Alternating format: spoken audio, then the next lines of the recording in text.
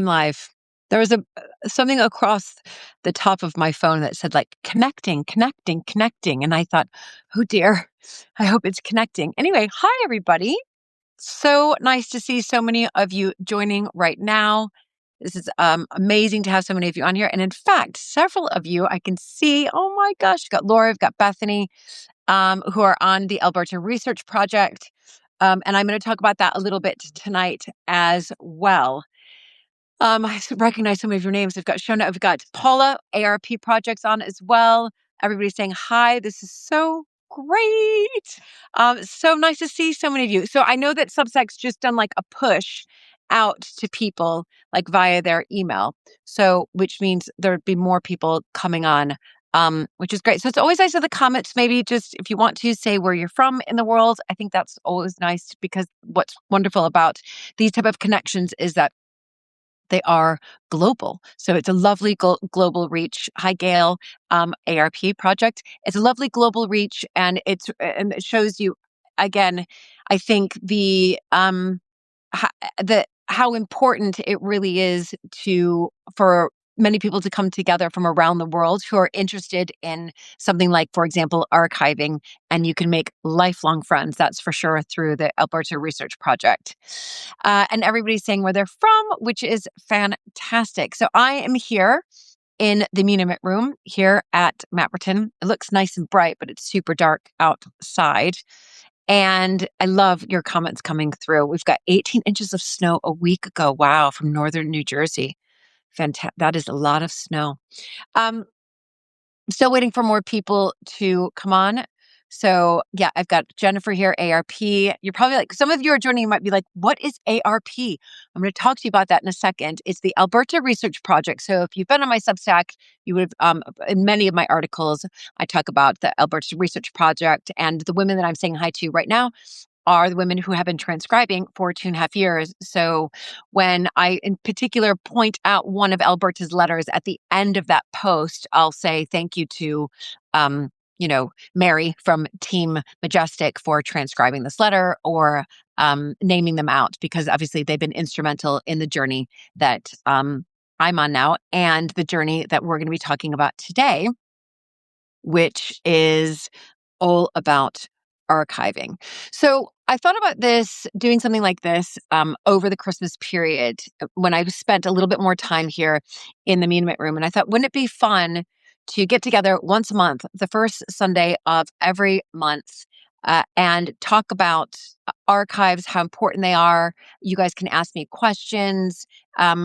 Because prior to, I guess, my getting involved in the Alberta Research Project, I wasn't very good at organizing even my children's schoolwork, or, some of their art that they would bring home when they were younger. I mean, they were in boxes, but just sort of like shoved together.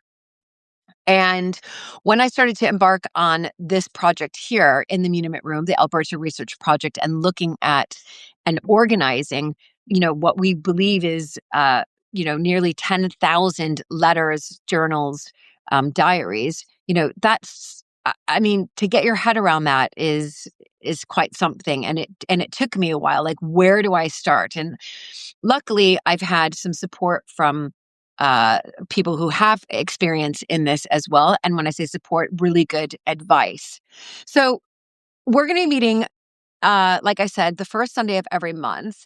And what I thought, it'd be nice if you can just sort of write a message down below after you've introduced yourself, or maybe even at the same time where you're from in the world, is just to let everybody know in the comments, like, what do you want to start to preserve, right? Whether that's your grandparents' letters, your parents, maybe it's your children's, maybe it's your own. I started to do my own. To the right of me are boxes that my daughter Emma helped me organize when I was, and my mom had sent me all my bits when I was, younger. And we really organized them together. And it was so much fun, but it took 2 days, but properly organizing them so that the next generation and future generations can find it. And it's like organized and not all over the place. And it's fun. It's so fun. I have to say, I just love it, love it, love it. So let me know in the comments down below, if there's person within your family that you're interested in making sure that his or her letters are preserved for future generations? Is it your own? Is it your children's, etc.? And you're probably thinking like, how do I start? Well, how do you start is the hardest thing about archiving is just showing up, to be perfectly honest, just showing up and making that commitment that you are going to start this incredible journey in preserving somebody that means something to you. Again, going back to family members, or it might be somebody that left you letters. I've definitely heard of that. Neighbors have left letters to a neighbor I know, or a friend of mine I know. Her neighbor left her. She was single, left her like a whole host of her letters. I mean, it's just amazing, right? I love this. So Bethany said, my higher priority is my husband's late mother's letters and pictures. Absolutely fantastic. And I think we all have something stuffed somewhere. Look at Sally's written, I have all the love letters my dad sent to my mom from the time they were in high school through the Korean War. Okay, that is incredible. Jennifer's written, I had some conversations with my dad's cousins who are in their 80s who will inherit the old pictures of grandparents. Amazing. So you can hopefully start to curate that. And look at, so many of us have these ancestors that have probably been sitting in boxes and we're like, oh, how do we get through it all? So do keep commenting down below. Look, Olivia's keen on doing, to collate her family pictures. She's doing her family tree right now. And that's I would say, first and foremost, it's choosing one person or one box. It sounds to you like you have one person, or it's like in Sally's case, she's got love letters between her parents, right? So you've got two things, but it's almost like it's a moment in time, right? So it could be just those love letters in those moment in time through to the Korean War, or it might just be your grandfather left lots of letters and diaries and journals, etc. Here we go. Lois, letters and photos from my grandparents and great parents. So Lois is a really good example. I'm going to use her. She's on ARP as well. Use her as an example. So for me, looking at that, I would say, right, let's start with the great grandparents first and then move to the grandparents, because once you start to organize great grandparents, you'll probably learn a lot more about your grandparents through those letters, etc. And so I would start there probably, Gail, is go to your great grandparents first and then move it down. Look at Pat says, my father's correspondence. Wow. DD214 and my research of the 36th Texas Division in Italy, France, and Germany during the Second World War. Incredible. I mean, you guys have so much going on here. This is amazing. So again, I'm not going to overwhelm you. You can't do it in one night. But what I wanted to, and I've written some notes here, is first and foremost, I hate to use the word don't, that's such a strong word, but preference would be to not sort yet. Hear me out on this. So, and don't start reading everything yet. And don't start reordering. I'm going to have to use the word don't, really sorry, but don't start reordering letters just yet. First and foremost is to get things out of like harm's way. So when I first started this project, the Alberta Research Project, with, again, my husband's great grandmother, who eventually became the ninth Countess of Sandwich, an American like me, treasure trove of letters. But many of you will remember, because you've been following this journey, that the room that I'm sitting in right now was damp. It had peeling paint. The ceiling was really just spotted all over from leaks that had to come in prior. Leaks down, and I'll turn the camera a little bit here. That where that picture is, was just tons of water that had obviously leaked through somewhere and had just stuck there and stained the walls. I'm afraid very disorganized in here. So yes, there were archive. I'm just going to go there. There were archive boxes, but there was a big table here, and they were thrown on top and thrown underneath. This wasn't the table. And the only place really within this room that was organized was the two bookcases right here. And that was really kind of the family archive that had been somewhat, pretty decently, to be perfectly honest, organized. And the rest from Alberta moving forward, so you've got to think about that. That's 2 generations. You've got Alberta and George, and then you have their children, and in particular, Victor, my husband's grandfather, all scattered everywhere here. The 2 generations, that's a lot. So I would say what we decided was to get everything that was important out of harm's way. We moved everything out. We redecorated this room and we created a safe space.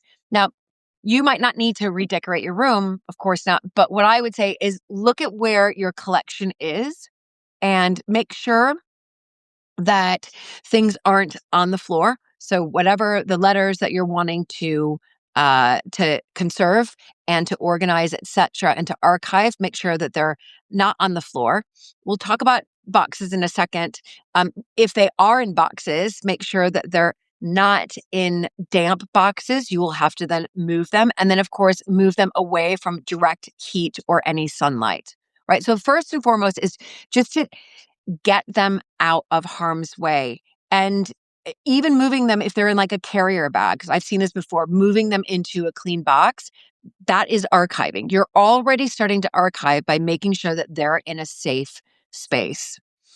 And then once you've got them in a safe space, I'm just reading Denise. I do have 2 Bibles with lots of names. It's such a wow, from 1788 to 1830. Yeah, get them into a really good safe space and into a box. And we'll talk about archive boxes in a second. And by the way, thank you for all of you who are joining right now. It's so wonderful. Those of you who are just joining, make sure you're just letting everybody know if you want to where you're from in the world, because that's always fun. And also, if there's a certain ancestor or friend that you're keen, or even yourself that you're keen on archiving, do let comment down below, because you can see lots of comments coming through.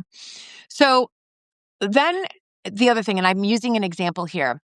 If you have letters, my view is if letters were kept together, keep them together. So this is an example of, we were lucky, of what Alberta did on many, many of her letters. She put them into little packets, and then she would she would fold over with Hinchingbrook a letterhead paper, and she would write what the letters were. So we were lucky, as the ARP goes, for many of her letters, not all of them, but many of her letters had already been labeled. Now you might think, well, this looks really messy. Like, look at this, Julie. This is messy. This is how I found it. And this is from friends. We have not transcribed this. We've done one set of friends' letters that looked exactly like this. And this will be the next step, because I believe that if it's been assembled by somebody in the family, that is history. Like Alberta doing this, just like this, that is history. So I don't want to rearrange this. Of course, I'm going to scan the letters at some point, but that's going to be a few months from now. We're not going to talk about scanning today. But when I start to scan them, I'm not even going to put them, these letters in particular, I'm not going to, right now, rearrange them in chronological order. Now, I can do that, and I possibly might do that. There's a lot of friends' letters. That's not saying you can't do it. But for now, I'm keeping this exactly how it is. And when I scan these letters, and if I decide to put them into order, chronological order, it will stay exactly like this within this packet, right? And we'll talk about more supplies as we get through it. But again, the takeaway I wanted to, make sure that got across tonight is if letters were kept together, keep them together. And if an album or letters were assembled by somebody else, that is history. And then don't start right away to chronologically reorder them, because you can do that. You can do that later. And then what I would say is to work with one box at a time. So with these letters, I'll bring them back out again. Say I had, and I do, sort of several bundles of these letters. I'll call them bundles.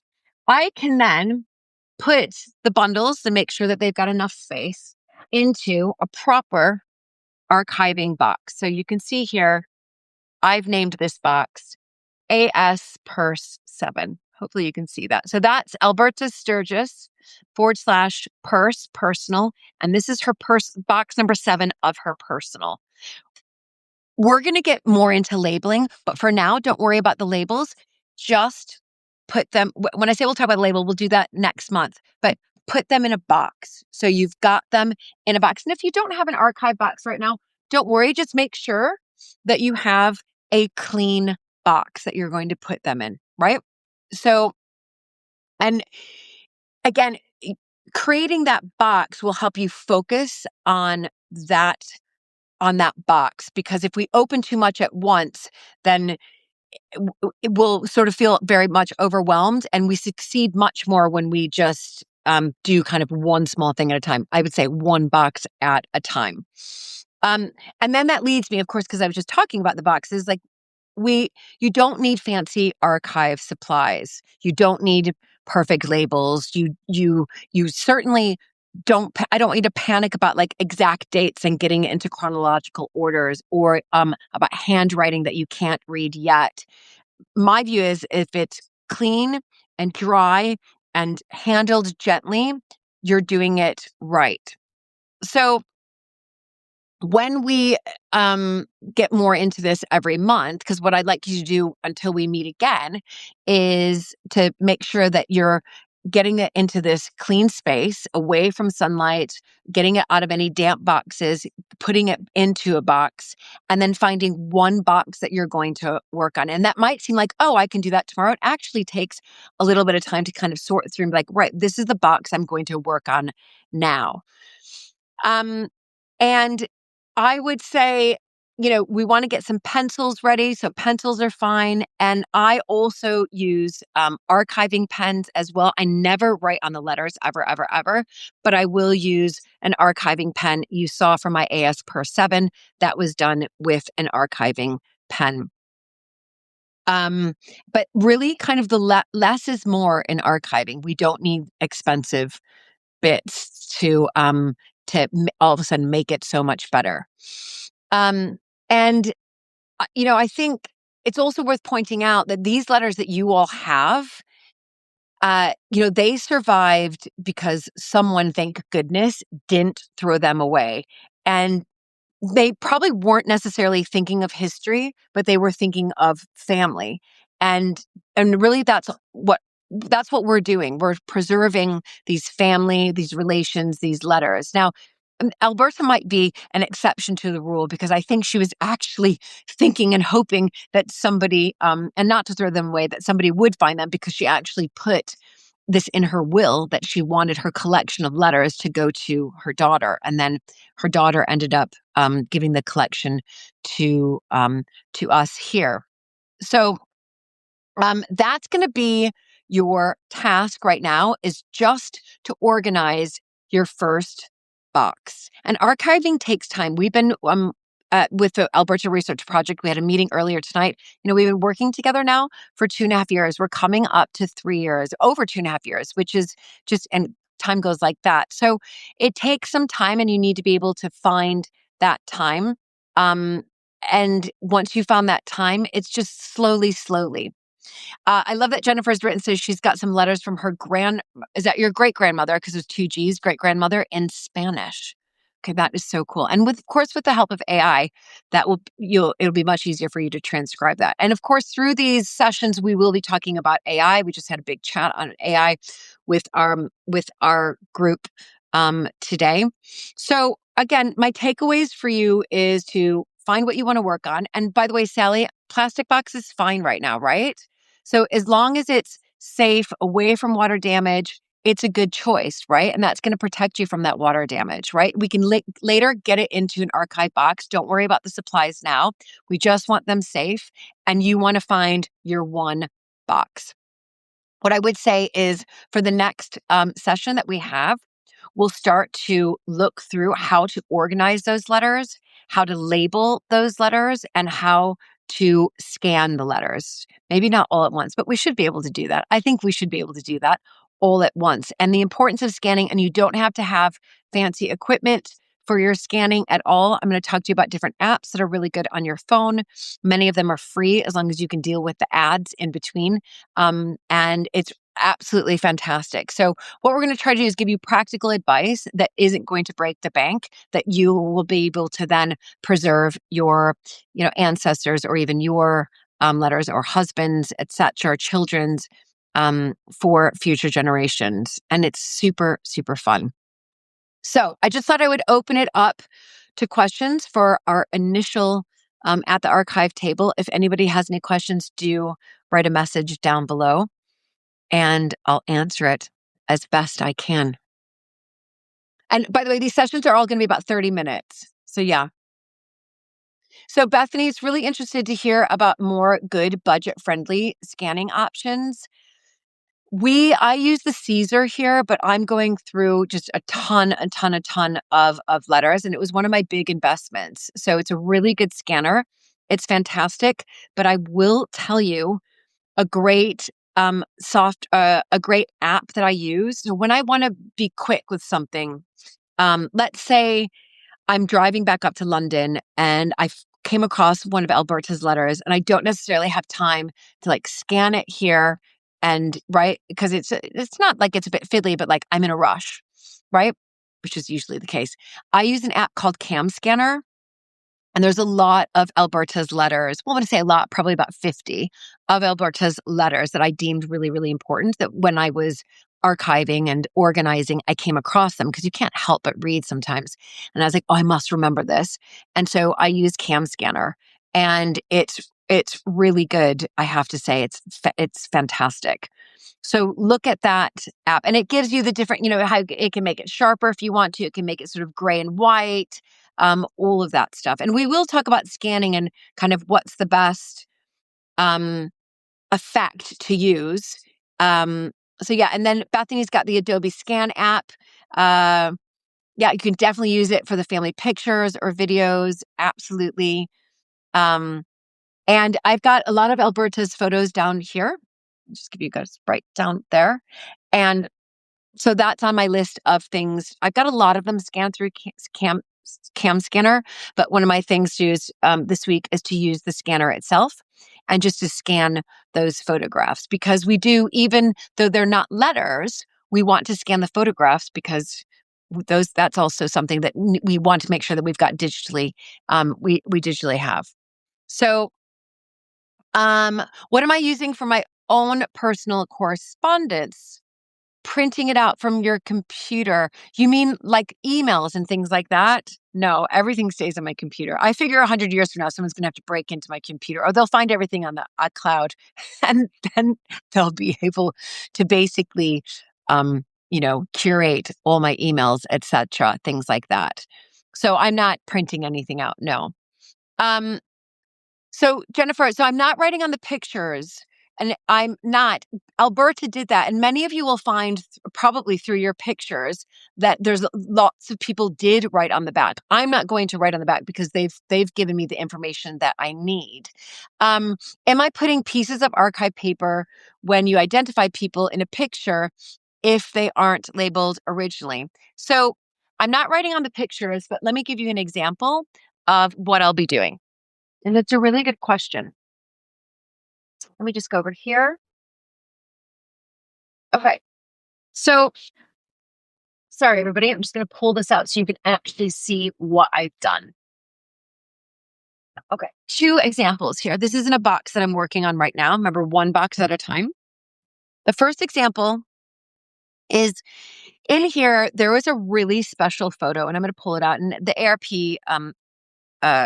volunteers saw this tonight, but it was so special and it's Alberta's father. And I think that she probably carried this with her or had it nearby or something. And you can see here, there we go. That's her father, but he's quite sort of worn in one sense. So like it's almost, I almost feel that Alberta has somehow cut somebody off here, and then stuck it to a board and then wrote on the back, you can see here, it says, William Sturgis, as I last remember him, Alberta. So Alberta did write on the back, and this was obviously very special for her. So for me, I'm putting it into this special photo into acid-free paper, and then I'm putting it into an acid-free envelope. And I've written on here for the next person to discover this. I've written on the envelope, very special photo of William Sturgis, Alberta's father, handwritten note on back, signed Alberta. So that's one way that I'm doing it. The other way is this. So here is Alberta on her wedding day. And again, these are archive quality photo sleeves. And so beautiful, and it will save it because this had never been in any type of archive supply sort of encasement, if you like, and protection, I should say. So it does have some fox spots around it. But what I've done here is I've taken some archive paper and I've written with my archive pen. It's not on it. It's inserted inside here. So I just cut that out. So you can see I can take it out. So it's not on the picture, but I put it on the inside. And I wanted to write a little bit more because this is an important picture. I wrote Alberta Sturgis on her wedding day, 25th of July, 1905, married at St. Paul's in Knightsbridge, 2 bridesmaids, Frances Leggett, A.S.'s Alberta Sturgis's half-sister, and Florence Osborne. Because I wanted some detail in here. And even, she's carrying the prayer book there. I might have to add that in there. But I hope that helps, Jennifer, if putting that on there. I like all the apps you guys are doing. Photo Mine. That's really interesting. Yeah, these videos are definitely, they'll be on my Substack show notes. So yeah, definitely. What about scrapbooks? Do I recommend unmounting them? I wouldn't. So Bethany, I would keep it as is. And I get that it's probably not acid-free materials with them, but what you could do in place of each of, let's say, the pages of the scrapbook is put a piece of acid-free paper in between. Yeah. So you could just cut out the acid-free paper and put a little piece there in between each of the pages. That's probably something I would do. What naming conventions do you use for photos and letters? So Laura, I think you mean like how am I labeling my box file and my folder. I think, let me know if that's right. I think that is. So I did a little, I had somebody help advise me on things like this, but also I had this bookcase to look at and kind of see how they had also labeled it. So we use here the first and second initial. So GM will be George Montagu, and AS will not be Alberta Montagu. We use maiden names. So I assume probably for me, it'll be like JF. My maiden name's Fisher. Because if you think about it, like we'd have Montagu everywhere. And that's difficult, especially if like people have the same initials. So that's something that we chose to do. And then looking at the box files over there, we've got GM George Montagu or AS Purse. So that's personal. There's also some that are called FAM. There's related to the family. There's also some that are called GM/FAM history. And then depending on how many boxes you have within that personal collection is how you would number them. So like I mentioned, we're at AS per 7. That means her collection is personal and it was all her personal letters. We're on box number 7 for that. And George has quite a lot of personal letters as well that are up there organized. And then within there, I like to, as much as I can, create folders based around the year. Now, that doesn't always work, and especially because Alberta had labeled some of hers like friends, the ones I just showed you. That folder will be called friends. I won't call it anything else. But if she hadn't labeled it, I usually try to label it by year. So 1905, 1906, 1907, etc. And then within that folder, that's when we scan the letters within that folder, then we'll do 1905 letter 1, 1905 letter 2, 1905 letter 3. That's how we decided to do it here. Vicky's asked, is there any way to have newspaper article of Alberta's wedding made into PDF so that we can keep and read? I think that you can, I mean, I have a huge stack of them. I'm using them for my V&A talk, a couple of them. But I think if you can get online, you can find them as well. But definitely, Vicky, that's something I will bring up on Substack for sure. So Lois says, for those of us with small batches of documents, would you index them in a book or a computer file? I would do a computer file, but because books still slightly worry me, because what if the book gets lost and all of that? I would do everything on the cloud so that it's saved, and reuse for Alberta Research Project. We obviously use a Google Drive. Great. Great. And okay, so Laura, I answered your question, didn't I? I did. What name? Yeah. Okay, great. I did. Few.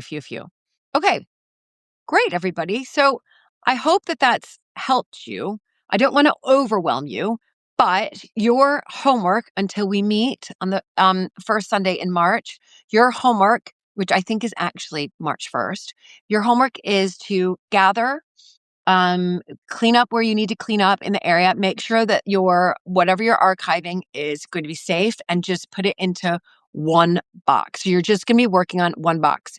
The first, and you can put them all in boxes, but your focus is just that one box.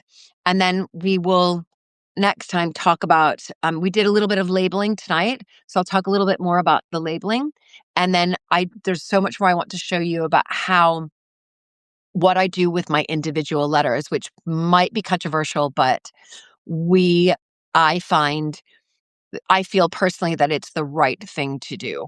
So yeah, when I say controversial, I don't think it'll be that controversial, but some people might have an opinion about it. But I decided to go down this route. Anyway, I don't want to give it away. Okay, great, everybody. Thank you so much. So many of you joined. It's brilliant. Thank you. And I see you here on Substack. We've got, as you know, articles coming out Sunday and Thursday. I didn't post an article today, but that's because I knew I was going live tonight. And yeah, and those of you who are interested in being part of the paid community, do check it out. We'd love that. And yeah, that's it. I'm going to say goodnight and go eat my dinner. All right. Bye, everybody. Thank you. Such lovely comments. Thank you. Bye.